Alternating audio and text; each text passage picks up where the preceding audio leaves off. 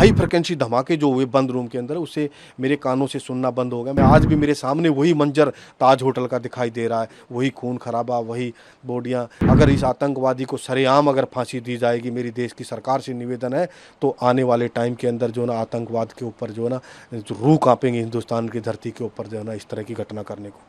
इतना बड़ा हमला दुनिया में कहीं नहीं हुआ, इतने हमारे देश के और विदेशों के भी निर्दोष लोगों को उस हमले के अंदर मारा, और जिस बर्बरता के साथ मारा उसकी मैं दास्तान इस चैनल पर नहीं कर सकता हूँ।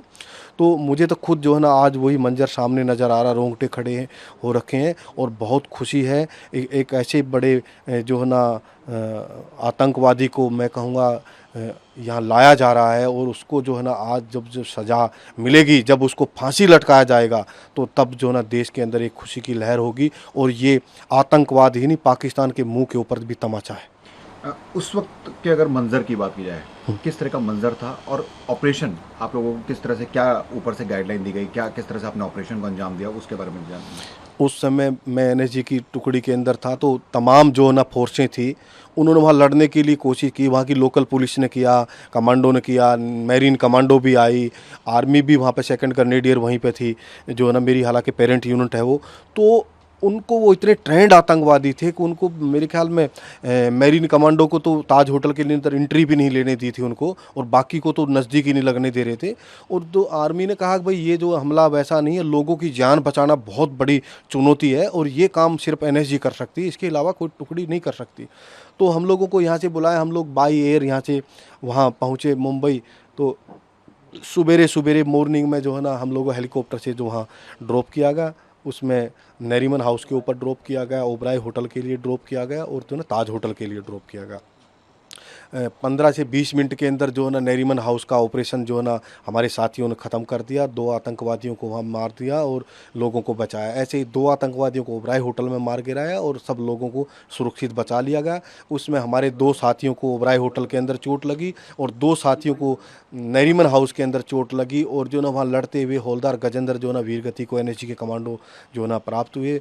और साथ जो ताज होटल का था वो लगातार चलता रहा। ताज होटल में हम लोगों ने 26-27 तारीख को दिन भर लड़ाई लड़ी, 27 तारीख की रात को लड़ी, 28 तारीख को दिन भर लड़ी, 28 तारीख की रात को लड़ी। तो 29 तारीख को सुबेरे वो ऑपरेशन ख़त्म हुआ था। उसी दौरान जो ना पहले हमने न्यू ट्रंट ताज को क्लियर किया। न्यू ट्रंट ताज के अंदर लगभग 22-23 मंजिल का है वो।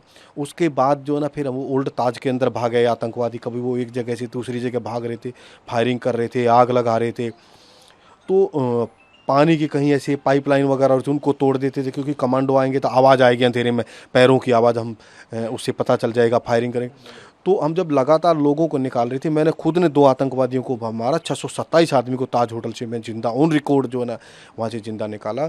तो जब लगातार निकाल रहे थे तो हमारे पास में 27 तारीख को जो है ना दिन में एक कॉल आया कि भाई वैसे तो बाहर से हमारे को कॉल कर रहे थे हमारे अधिकारी कि इस रूम में से उस वीआईपी को निकाल लो, उसमें से उसको निकाल लो।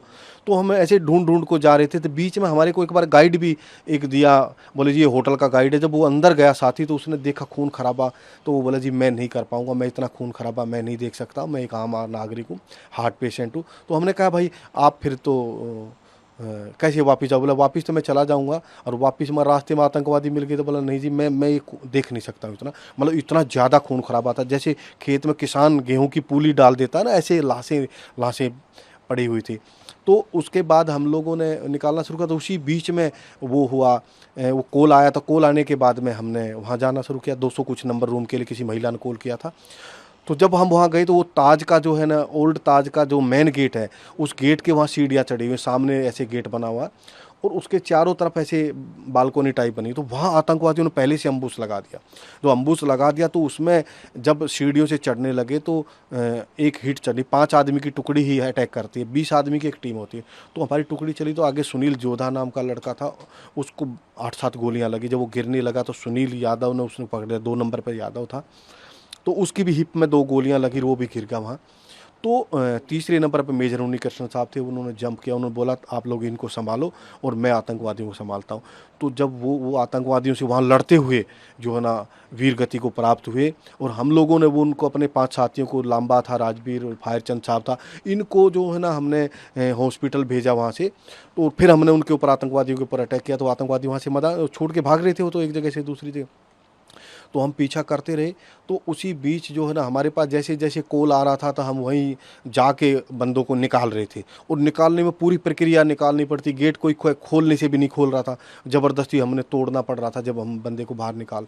तो जब निकाला तो उसी बीच में फिर बार बार हमारे ऊपर, एक तो मैं यहाँ पे टीवी चैनल के साथियों का भी धन्यवाद करता हूँ और उनकी बहादुरी को सलूट करता हूँ। उन्होंने जो भी रिपोर्टर थे, पत्रकार थे, वो सब लोग अपनी जान पे खेल के जो ना उसको लाइव कवर कर रहे थे। देखो हमारे पास तो हथियार था, वो फोर्सों के पास हथियार था, तो पत्रकार जो जो बंधु जो टीवी के रिपोर्टर हैं उनके पास क्या हथियार था।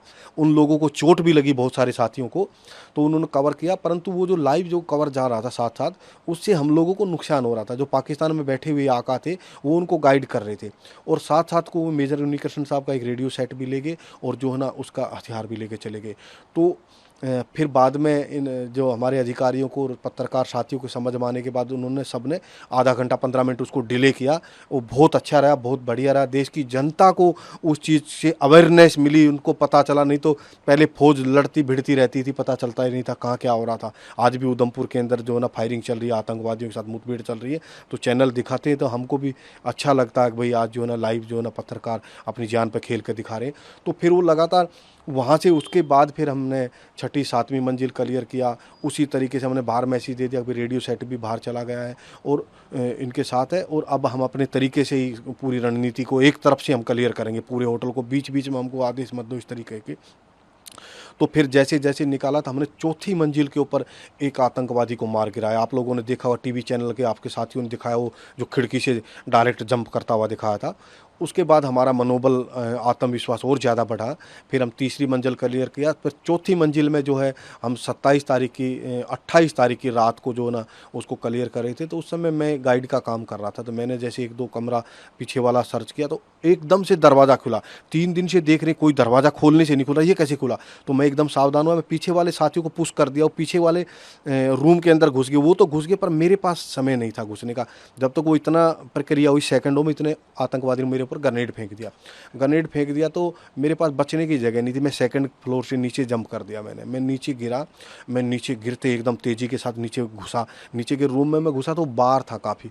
उस बार में जब मैं लास्ट उसके आखिरी तक लाइट जला के, हमारे हथियार में लाइट होती है, तो उसको पीछे तक गया, तो तब तक मेरे साथियों ने उस कमरे में अटैक कर दिया। तो वो आतंकवादी उस सीढ़ियों से उतरने लगे। वो गेट के साथ सीढ़ियाँ थी, तो सीढ़ियों पर मैंने भी फायरिंग शुरू कर दिया वहीं उस कमरे में पोजीशन लेके। तो एक आतंकवादी को हमने सीढ़ियों मार दिया और 2 आतंकवादी डायरेक्ट नीचे कूद गए। नीचे कूद के वो बार के पीछे और सीढ़ियों के नीचे उन्होंने पोजीशन ले लिया। ऐसी पोजीशन ले लिया, ऊपर से भी गोली ना लगे, मेरी गोली भी उनको ना लगे। 1.5 घंटे तक मेरी उनकी मुठभेड़ चलती रही। उन्होंने मेरे ऊपर ग्रेनेड फेंके, मैंने उनके ऊपर ग्रेनेड फेंके, और यहाँ तक सोच लिया मैंने, धीरे धीरे मेरा अम्युनिशन भी कम हो रहा था और मैंने सोचा कि भाई अब तुम मरना है, बचने का तो कोई गुंजाइश नहीं, पर आतंकवादी को नहीं भागने दूंगा। एक ग्रेनेड मैंने मेरे पास रख लिया। अब जब जैसे आतंकवादी इधर मेरी तरफ एंट्री मारेंगे, मैं ग्रेनेड की पिन निकाल लूँगा, और ये पता नहीं चल रहा था 2 हैं 3 हैं, जो भी आतंकवादी होंगे उनको भी उनके बीच में घुस जाऊँगा, खुद भी मर जाऊँगा और इनको भी मार दूँगा।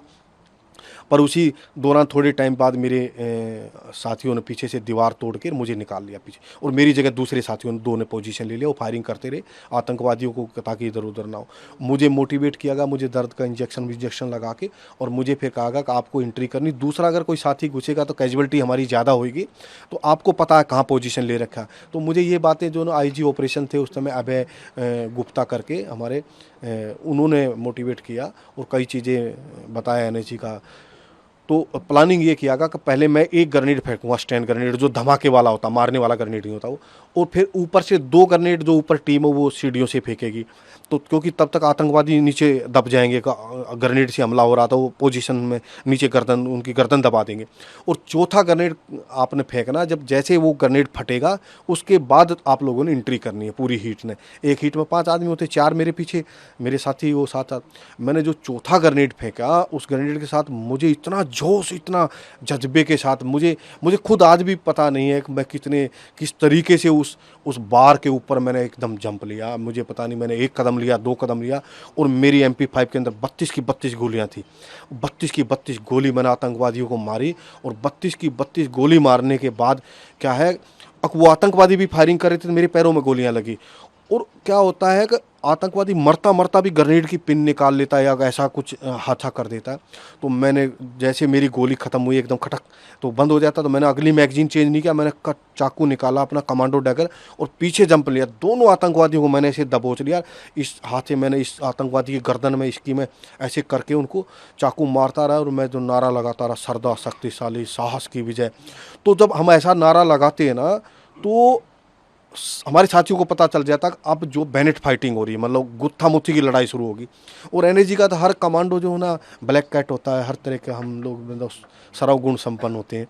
तो मैंने उनको दोनों को वहीं ठंडा, इसी बीच में जब मैंने नारा लगाना शुरू किया, तेज तेज चिल्लाना शुरू किया, तो जो ना एकदम मेरे साथी भी वहाँ टूट पड़े। फिर उधर वहीं का वहीं उनको दबा लिया उनकी बॉडी को, और मुझे फिर बाहर लाया। तो मेरा फिर वहाँ वहाँ इलाज चला मुंबई में अश्वनी हॉस्पिटल में, फिर मुझे दिल्ली उसके बाद शिफ्ट हुआ फिर दिल्ली में। तो उसमें हाई फ्रिक्वेंसी धमाके जो हुए बंद रूम के अंदर, उससे मेरे कानों से सुनना बंद हो गया। मेरे कानों में पी ऐसी आवाज़ें आज भी आती हैं। एक कान रिकवर हुआ मेरा, दूसरा कान अभी मेरा बिल्कुल रिकवर नहीं हुआ।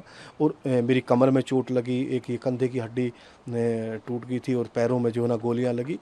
तो मतलब आज जो ये न्याय मिला है, मेरे जैसे अनेकों साथी जो ना जख्मी हुए, निर्दोष लोग जख्मी हुए। ठीक है, मैं एनएसजी का कमांडो था, मेरा तो कर्तव्य था मेरे देश के प्रति काम करना। जो लोग अपने घर की किसी पार्टी में किसी फंक्शन में गए थे, जो लोग किसी मीटिंग में गए थे, उन लोगों को इन्होंने मारा। जिस तरीके से माताओं बहनों की असमत आतंकवादियों के द्वारा लूटी गई, जिस तरह के छोटे छोटे बच्चों को जिस तरीके से मारा, उनकी उन बातों को, उस खून खराबे को आप हम बयान नहीं कर सकते। मैं आज भी मेरे सामने वही मंजर ताज होटल का दिखाई दे रहा है, वही खून खराबा, वही बॉडियाँ। कई तो ऐसा था किसी का शादी का फंक्शन था, वहाँ पे जो ना उस शादी के फंक्शन में लाशें लाशें जो ना गिरी हुई थी।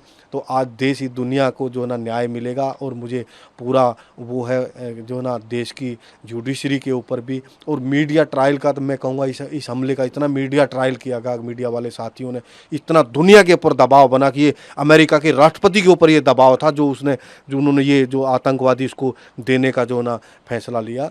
मैं सलूट करता हूँ, सलाम करता हूँ आप लोगों को भी, आपके चैनल को भी सलूट करता हूँ। आप लोगों ने जिस बहादुरी के साथ उस हमले को कवर किया, और एनएसजी के उस हर कमांडो को सलूट करता हूँ, हर साथी को सलूट करता हूँ, जिन्होंने ऐसी देश के अंदर ऐसी घटना जिसका जो ना लोग अंदाज़ा नहीं लगा रहे थे अब क्या होगा कब क्या होगा। एनएसजी कमांडो देश के लोगों के विश्वास के ऊपर हम लोग खरे उतरे। मैं अपने आप को बहुत सौभाग्यशाली मानता हूँ, अब मेरी उसमें जान बची और मुझे लोगों ने मान सम्मान भी दिया। और आज भी लोग जो ना जब भी मैं कहीं जाता हूँ तो मुझे पूरे सम्मान के साथ, मुझे आदर भाव के साथ देखते हैं। अब ये वही एनएसजी का कमांडो सुरेंद्र सिंह है, जिसने अपनी जान पे खेल के अपना 3 दिन का बेटा घरवाली को हॉस्पिटल में छोड़ के देश के लिए लड़ा था। ऐसे जो ना कमांडो सुरेंद्र सिंह को हर लोग जो ना आज जो ना सम्मान देते हैं। मैं यही बात कहना चाहूँगा, और ऐसा भविष्य में ना हो। अगर इस आतंकवादी को सरेआम अगर फांसी दी जाएगी, मेरी देश की सरकार से निवेदन है, तो आने वाले टाइम के अंदर जो ना आतंकवाद के ऊपर जो ना जो रूह कांपेंगे हिंदुस्तान की धरती के ऊपर जो है ना इस तरह की घटना करने को।